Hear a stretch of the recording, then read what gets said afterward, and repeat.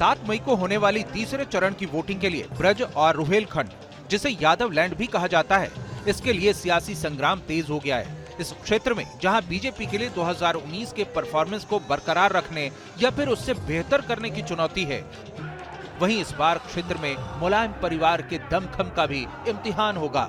इसलिए दोनों पार्टियों ने यादव लैंड में अपना फोकस बढ़ा दिया है।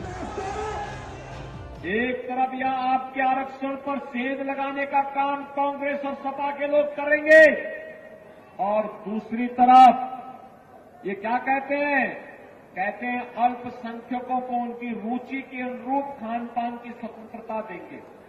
बहनों और भाइयों, मैं पूछना चाहता हूं, ऐसा कौन सा भोजन है अल्पसंख्यकों का जो बहुसंख्यकों से इतर हो,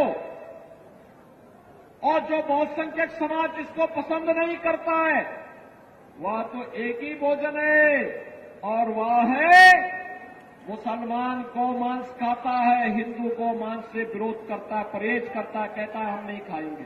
ये संविधान बदलना चाहते हैं और न केवल संविधान बल्कि हमारे नौजवान में देख रहा था, जिनकी बाजुओं में ताकत होती है वही खंबे पे चढ़ पाते हैं। पश्चिमी यूपी की संभल, हाथरस, आगरा, फतेहपुर सीकरी, फिरोजाबाद, मैनपुरी, एटा, बदायूं, बरेली और आंवला लोकसभा सीटों पर तीसरे चरण में चुनाव होने हैं। इन 10 सीटों पर यादव और मुस्लिम मतदाता निर्णायक साबित होते हैं। इसलिए यादव लैंड के चुनावी नतीजे अखिलेश यादव का सियासी रसूख तय करेंगे।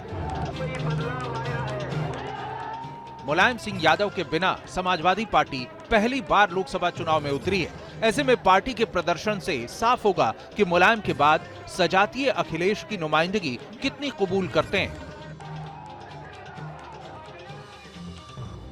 वर्ष 2019 के लोकसभा चुनाव में समाजवादी पार्टी का यादव लैंड में अब तक का सबसे खराब प्रदर्शन था। समाजवादी पार्टी यादव लैंड की 10 सीटों में से सिर्फ 2 सीट ही जीत पाई थी। संभल से शफीकुर रहमान और मैनपुरी से मुलायम सिंह जीते थे, जबकि 8 सीटों पर कमल खिला था। हाथरस, आगरा, फतेहपुर सीकरी, फिरोजाबाद, एटा, बदायूं, बरेली और आंवला सीट पर बीजेपी उम्मीदवार जीते थे।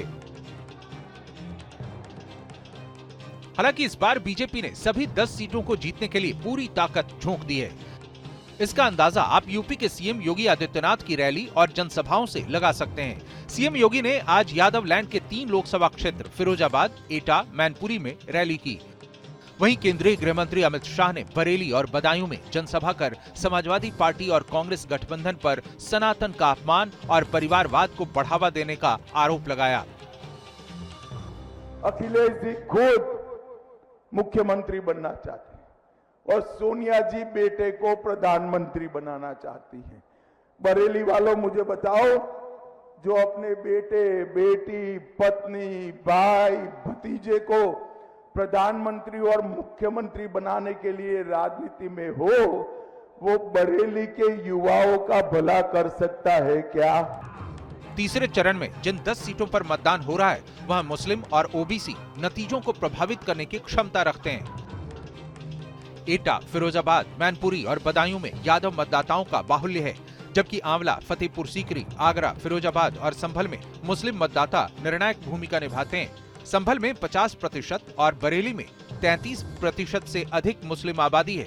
एटा में गैर यादव समुदाय, खासकर लोध, एक महत्वपूर्ण और निर्णायक ताकत के रूप में उभरे हैं। वहीं अन्य निर्वाचन क्षेत्रों में काछी, शाकिर और मुराओ समुदायों का भी प्रभाव है।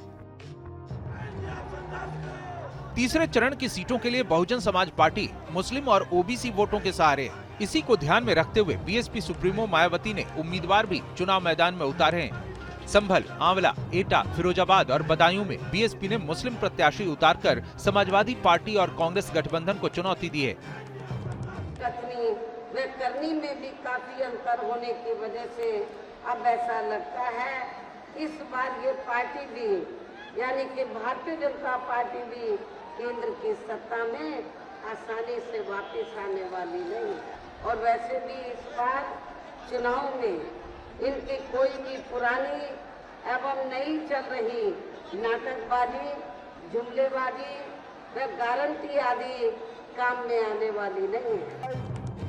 एक तरफ बीजेपी के सामने बरेली, फतेहपुर सीकरी, आंवला, हाथरस, एटा और आगरा लोकसभा क्षेत्र को फिर से जीतने की चुनौती है, क्योंकि इन क्षेत्रों में इंडी गठबंधन और बीएसपी के उम्मीदवार बीजेपी के लिए कड़ी चुनौती पेश कर रहे हैं। वहीं मैनपुरी में डिंपल यादव के सामने जीत का रिकॉर्ड बरकरार रखने की चुनौती है, जबकि बदायूं लोकसभा सीट को फिर से हासिल करने का दबाव शिवपाल यादव के पुत्र आदित्य यादव पर है। अब देखना होगा कि बीजेपी या समाजवादी पार्टी इन दोनों में से कौन यादव लैंड में अपनी साख बचा पाती है।